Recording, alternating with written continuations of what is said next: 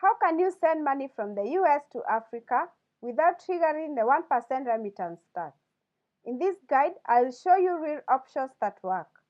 Now, if you're still confused about the 1% tax, don't worry. I've already done a full video breaking it down, what it is, when it starts, and who it affects. You can check it out at my YouTube channel. So right now, let's check on how to send your money safely and tax-free. So how do you avoid the 1% tax legally once it kicks in? First, use bank-to-bank transfers with clear documentation. Second, stick to licensed remittance platforms that follow proper reporting. Third, if you are sending money to your own account abroad and it's not a remittance, you are safe. Then lastly, if it's a business payment, classify it correctly.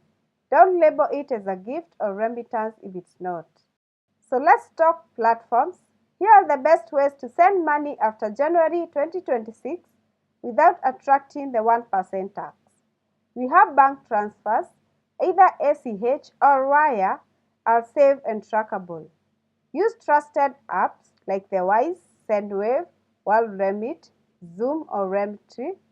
If you are sending directly to a mobile wallet abroad, like M-Pesa or MTN Mobile, you are still in the clear.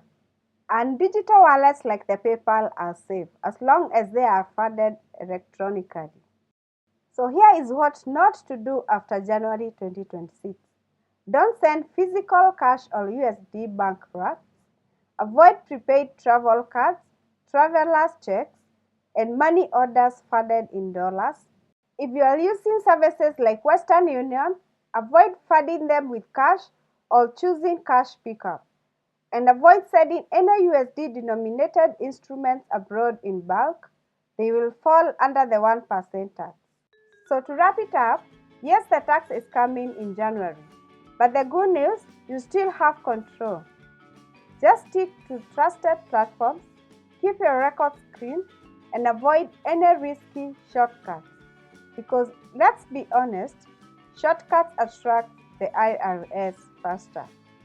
So if you want more help with diaspora tax laws and smart ways to move your money, hit that subscribe button. I'll keep you updated and protected. And if you found this helpful, share it with your fellow friends in the diaspora.